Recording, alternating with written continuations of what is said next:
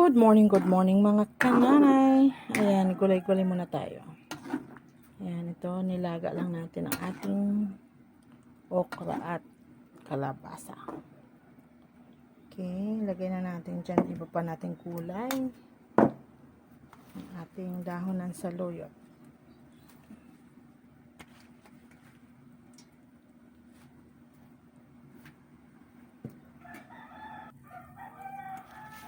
Ayan, lagay pa natin itong ating isa pang dahon ng sili.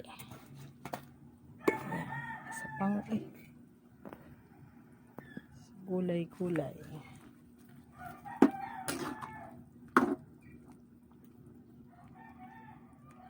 Okay, yan na po siya. Luto na yung ating nilagang gulay.